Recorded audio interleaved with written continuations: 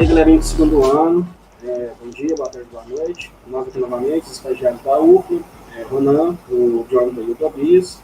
E nós estamos aqui na semana 4 do PET, ainda na temática de ética e moral. Dessa vez o eixo temático continua sendo ser e dever ser. O tema seria a ética categórica e o utilitarismo. Ética categórica vai no sentido de um conceito criado por o Immanuel Kant, que é um filósofo da modernidade. Mais para frente a gente vai destrinchar um pouco esse conceito, mas a gente também ouve a questão da ética deontológica. A gente ouve mais isso, né? E o que seria deontologia, né? Ética deontológica é uma ética que é pautada no conceito de dever. É isso que significa ética deontológica. As habilidades aqui que têm que ser fomentadas nesse PET seriam utilizar os conhecimentos históricos para compreender e valorizar os fundamentos da cidadania e da democracia, favorecendo uma atuação consciente do indivíduo na sociedade, e também avaliar criticamente conflitos culturais, sociais, políticos, econômicos ou ambientais ao longo da escola. E os conteúdos relacionados aqui é a ética kantiana, e também a gente vai falar um pouco do utilitarismo, que é uma outra vertente, né, da filosofia, e que também se pautou nessas questões éticas e morais. A gente vai começar aqui falando sobre a ética de Kant. Né? A ética de Kant ela foi basicamente desenvolvida numa obra dele chamada Fundamentação da Metafísica dos Costumes. Como vocês podem lembrar, não sei se vocês lembram das aulas passadas, mas os costumes já estão ligados com a moralidade, né? O Kant fala muito sobre a moralidade nessa obra, e para vocês verem, né, que é uma obra que vai fundamentar uma metafísica dos costumes. E metafísica porque justamente os conceitos que ele vai elaborar nessa obra são conceitos relacionados com a razão, conceitos propriamente metafísicos. E, após essa introdução, gostaria de passar a palavra para o Tobias. Então, pessoal, quando a gente pensa no Kant, a gente tem que entender o contexto que ele está inserido, né? A gente tem o Kant ali no contexto do iluminismo e da filosofia moderna, né? Filosofia moderna, a gente tem como um período que se discutiu muito essa questão da ética, essa questão da política, da moral. Então, a gente tem muitos autores que têm diversas opiniões diferentes sobre o mesmo tema, sobre esse tema da ética. E o Kant, ele é um filósofo muito conhecido por tentar encerrar os assuntos, né? Ele, com a crítica da razão pura, ele tenta encerrar o assunto da metafísica, né? Que, não sei se vocês já viram isso, mas talvez vocês vão ter a oportunidade de conhecer mais. E aqui no campo da ética, ele também tenta colocar, assim, um ponto final naquilo que era discutido, né? E aí ele traz justamente essa questão do imperativo categórico, que vai mexer com uma coisa que o Kant gosta muito, que é da razão.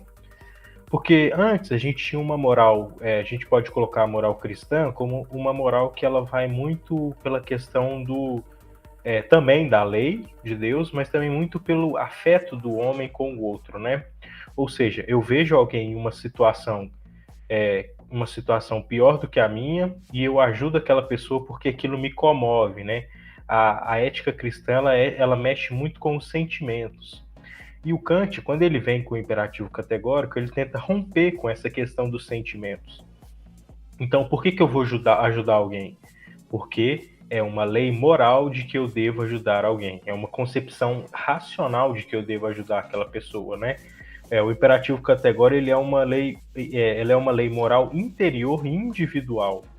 Ou seja, eu não mais ajudo uma pessoa porque aquilo me comoveu e eu tive o sentimento de caridade e de compaixão.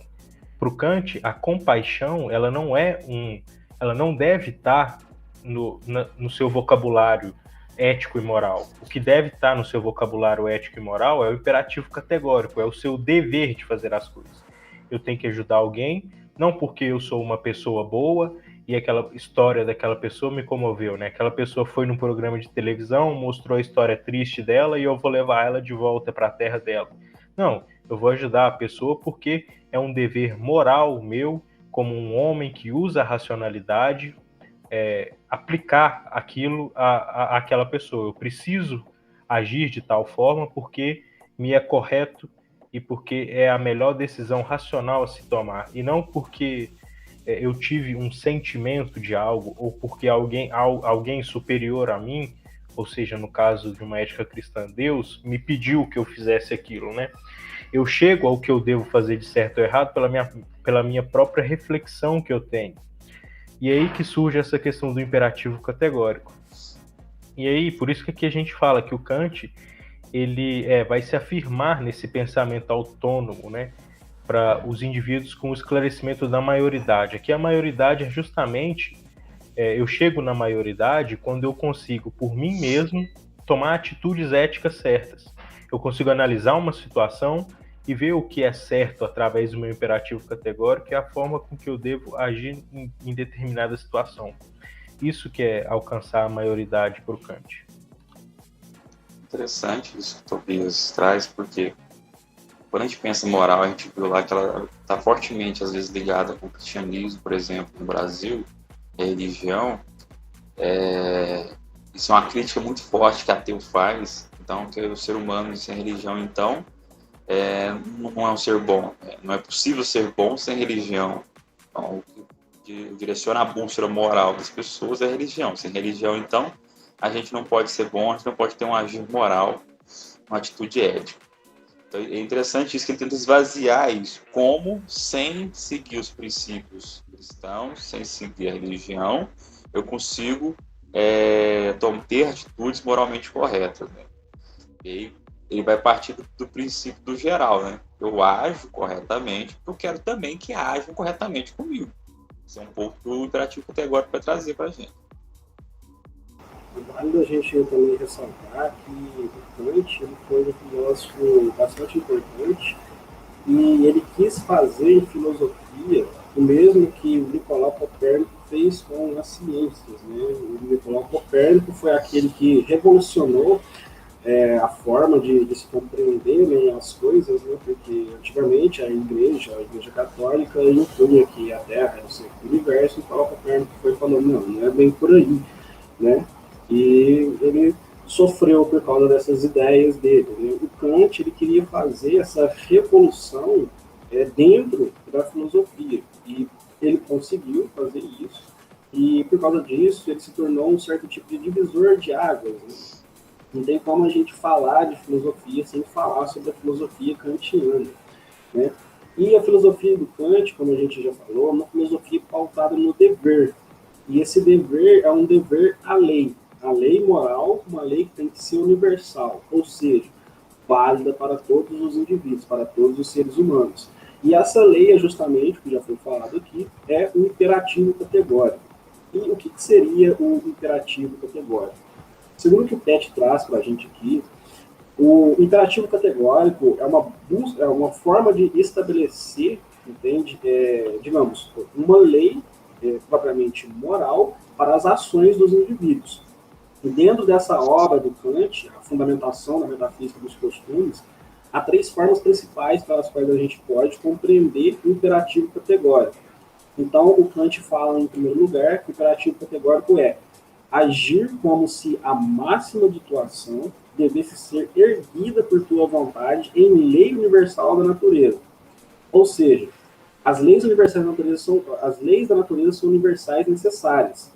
Então, todos os seres cumprem essas leis justamente por elas serem universais.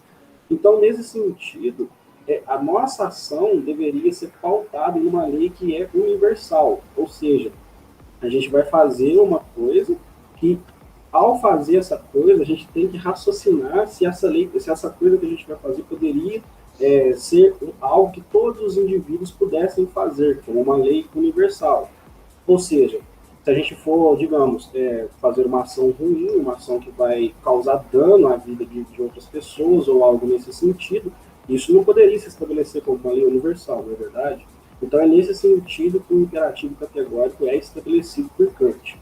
A segunda principal forma de compreender é a seguinte: age de tal maneira que trate a humanidade, tanto na tua pessoa como na pessoa de outrem, sempre como um fim e nunca como um meio. Então, nesse sentido, o ser humano ele jamais pode ser compreendido através do imperativo categórico digamos, como um meio para se atingir qualquer coisa. Ou seja, na nossa vida a gente já pode ter se deparado com isso, né? As pessoas usando as outras pessoas para conquistar, para conseguir alguma coisa, seja isso no ambiente estudantil, seja isso no ambiente de trabalho, as pessoas, elas simplesmente, digamos, passam por cima das outras para atingir determinados objetivos. O imperativo categórico vai chegar e falar, não, a lei moral tem que ser universal. E a lei moral estabelece que não se pode tratar a humanidade de outra pessoa como um meio. A humanidade de outra pessoa é um fim. Porque se a gente for parar para pensar, a gente iria querer que nossa humanidade, a nossa pessoa, fosse usada como um meio para atingir qualquer coisa? Não. Então isso não pode se tornar uma lei universal. A terceira forma de se compreender o imperativo categórico, apontado aqui pelo PET, seria a seguinte: age como se a máxima de doação devesse servir de lei universal para todos os seres racionais. Nesse sentido, o PET diz que o ser humano deve tomar como princípio a ideia de que sua ação possa servir como lei para todas as pessoas, o que a gente já vem dizendo aqui. Ou seja, com base na razão, que é o princípio, né, da lei moral, para Kant, a boa ação é que está em conformidade com o dever. E essa questão aqui também vai bastante na direção da autonomia, né? E é justamente essa capacidade do ser humano de autodeterminar a sua vontade. E essa autodeterminação vai vai ser estabelecida pela razão. Aqui eu acho, Ana, que a gente pode talvez resumir esses três termos aqui, assim, com um exemplo de, por exemplo, eu tenho um prédio, eu estou no primeiro andar e eu quero chegar até o terceiro andar do prédio. E eu tenho as escadas e o elevador. E aí alguém dita que a forma correta e moral de se chegar ao terceiro andar é apenas subindo as escadas. Eu poderia colocar isso como uma lei moral para o Kant? Bom, vamos pensar. Não, a princípio não. Por quê? Porque a gente tem que a lei moral para o Kant, o imperativo categórico, ele tem que ser algo universal. Existem pessoas que têm certos problemas, eu digo assim, problemas, dificuldades, que têm certas limitações que não vão conseguir chegar ao terceiro andar de escada. Elas vão precisar usar o elevador. Então, eu já não posso tomar essa atitude como uma lei moral universal. Por quê? Porque ela não pode ser aplicada para todo mundo. Porque tem pessoas que existe algo que está acima delas, que impede elas de agir dessa forma. Então, se algo te impede de agir dessa forma, eu não posso colocar isso como uma lei moral para o Kant. Eu não vou estar fazendo um julgamento através do meu imperativo categórico. Aí eu vou e penso, bom, dessa forma, então, eu vou querer obrigar que essas pessoas consigam, em até determinada data, superar essa limitação que elas têm e possam partir para usar a escada. Bom, isso também eu não posso fazer. Por quê? Porque eu estou tratando a pessoa como um meio de se chegar ao que eu acho que é certo, né? Eu vou usar aquela pessoa, eu vou usar a dificuldade dela e a superação dessa dificuldade como um meio de impor a ela algo que não é universalmente aceito. Eu vou estar usando aquela pessoa como um meio e não como um fim nela mesma. Eu não vou entender a dificuldade que ela tem e moldar a minha lei moral. E por fim, eu também não posso fazer isso porque justamente o Kant ele é meio daquele ditado popular, né? Não faça para o outro o que você gostaria que não fizesse com você mesmo, né? O Kant tem muito disso quando ele diz que a tua ação deve servir de lei universal para todos os seres racionais, né? Age de tal maneira que trate a humanidade tanto na sua pessoa como na pessoa de outrem, ou seja, eu tenho que tratar outra pessoa da forma com que eu gostaria que as leis fossem aplicadas a mim. Eu não posso aplicar uma lei moral para mim de uma forma e para outra pessoa de outra forma. Então, as leis morais para o Kant, elas vão ter que ser universais, ou seja, válidas para todo mundo. Ela não pode usar a outra pessoa como um objeto de conquista e ela também não pode ser algo que eu faria para mim, mas não faria para o outro ou vice-versa. Então, o Kant, no imperativo categórico, eu acho que ele preza muito por isso.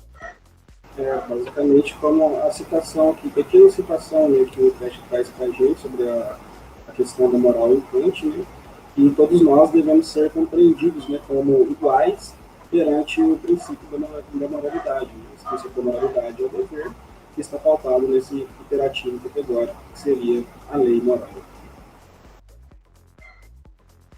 Eu acho que, em contrapartida do Kant, a gente tem aqui o utilitarismo, né, que é o próximo tópico. Eu vejo que o utilitarismo ele vai bem contra aquilo que o Kant acreditava, porque o utilitarismo, o próprio nome já diz, né? Ele vai medir a ética uma situação ética pela utilidade que a pessoa traz para aquilo, né?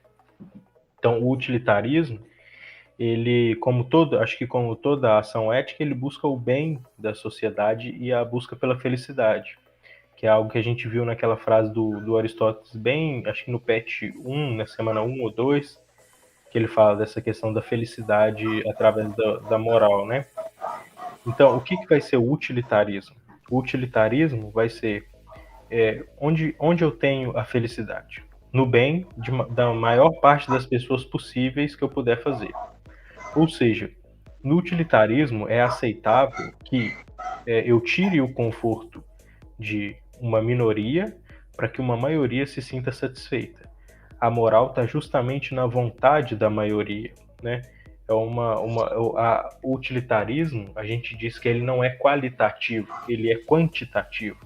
As situações de moral que se apresentam, elas não vão ser mediadas pela qualidade da ação do homem, mas pela quantidade de bem para a maior parte possível de pessoas que ela traz.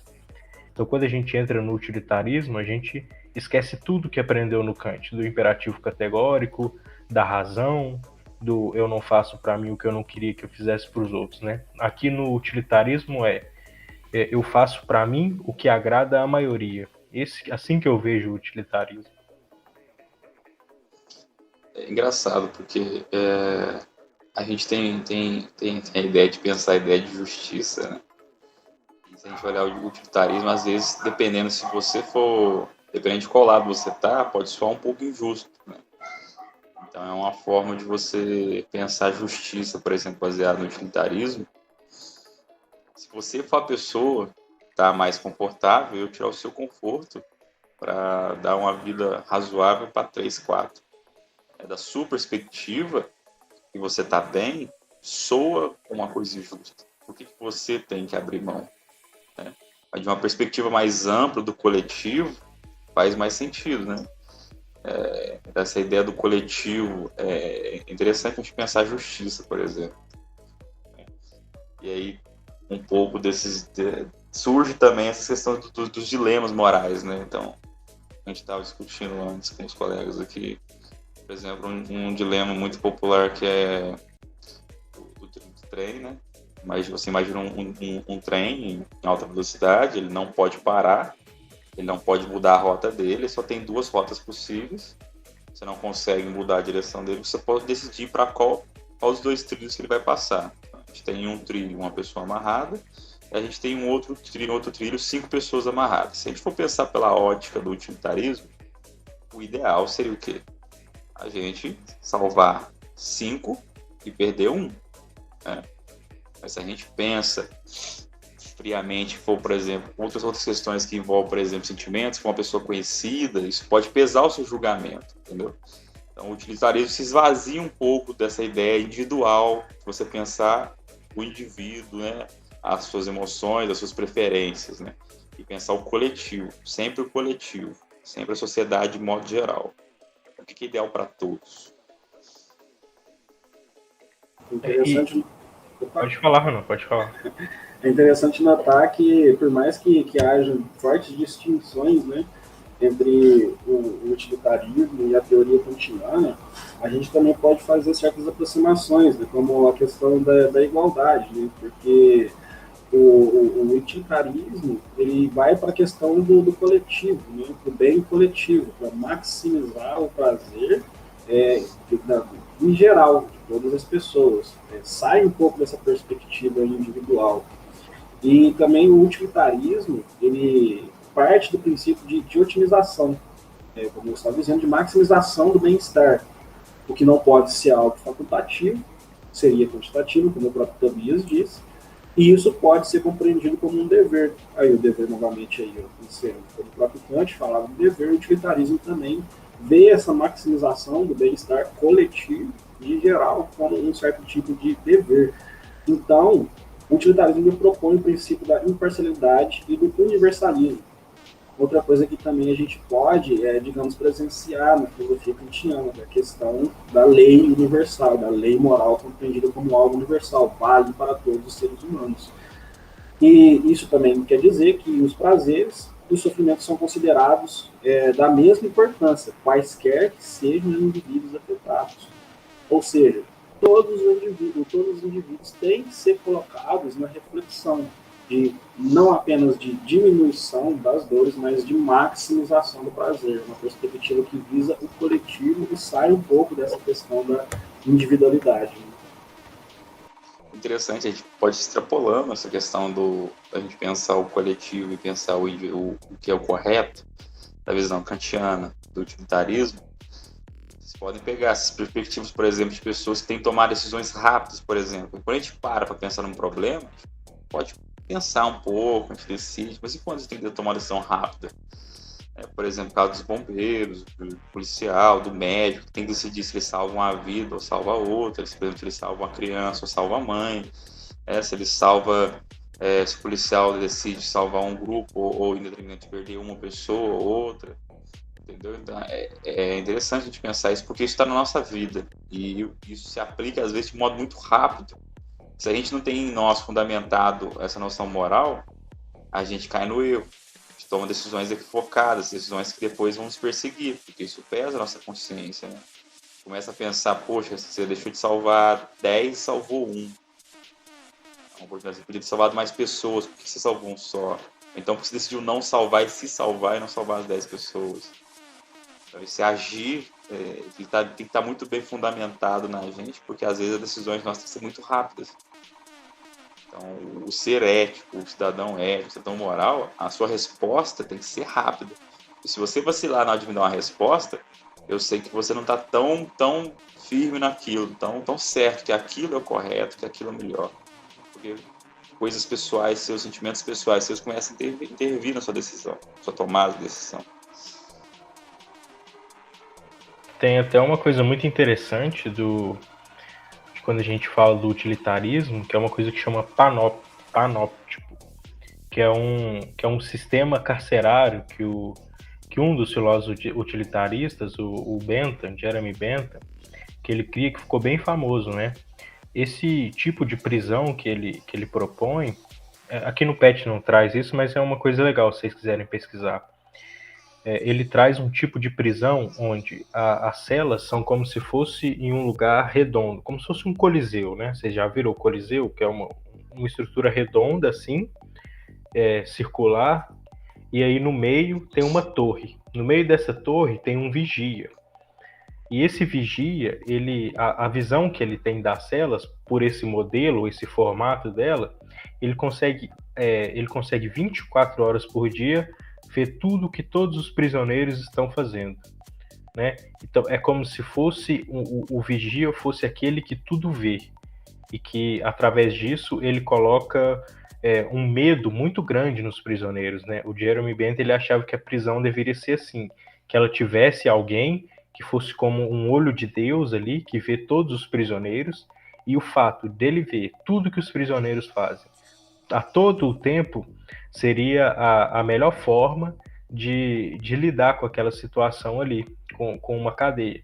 E isso é totalmente constrangedor a gente pensar isso. Você acaba com a liberdade das pessoas de uma forma assim, de uma forma gigantesca, né? Tanto é que outro filósofo, o Foucault, vai tratar disso em alguns livros dele, sobre esse tipo de prisão repressiva, né? Mas por que pro Jeremy Bentham, que era um utilitarista, esse tipo de prisão era boa? Por quê? Porque para ele não importa o conforto e assim, o bem-estar daquelas pessoas ali. O que importa é que elas estão sendo vigiadas e quando elas saírem dali, elas vão sair pessoas melhores que vão contribuir de uma forma maior para a sociedade, né? Porque a maioria das pessoas quer que elas estejam ali presas e quer que elas sejam tratadas de forma rígida, independente da condição que elas estão. Então, ele atende a esse pedido da maioria. E justamente o utilitarismo, ele vai muito contra aquilo que o Kant tem, de que para o Kant o homem tem que ser fim em si mesmo, né? Ele não pode utilizar as outras pessoas como ferramentas. O utilitarismo ele faz muito disso, né? Até que ponto essa pessoa me serve para ajudar mais pessoas, né? Eu só sirvo quando eu sirvo para uma maioria. Eu sou usado para uma maioria. O utilitarismo, igual o Rona apontou semelhanças, mas eu acredito, e realmente a gente pode apontar semelhanças, mas eu vejo uma grande diferença nessa questão de ver o homem não como fim em si mesmo, mas como utilidade para uma maioria. E acho que é isso, né, pessoal? Alguém tem mais alguma coisa a acrescentar? Não. Queria boa noite mesmo, boa tarde, bom dia, não sei no dia que vocês estão. E agradecer a divulgação de vocês. Eu espero que a gente esteja ajudando a compreender melhor o que apresentaram nos pés. E é isso, até o próximo vídeo. Agradecer também vocês pesquisem esses exemplos aí de paradoxos, situações e complexos. É interessante fazer esse exercício mental de pensar que às vezes não parece ser tão fácil assim agir moralmente correto. É isso, pessoal. Também queria agradecer, dizer que está sendo um prazer para a gente estar aqui, tentando ajudar vocês um pouco. E espero que vocês estejam gostando do conteúdo, assim, mais, né, um conteúdo um pouco diferente que a gente está tentando trazer. É isso.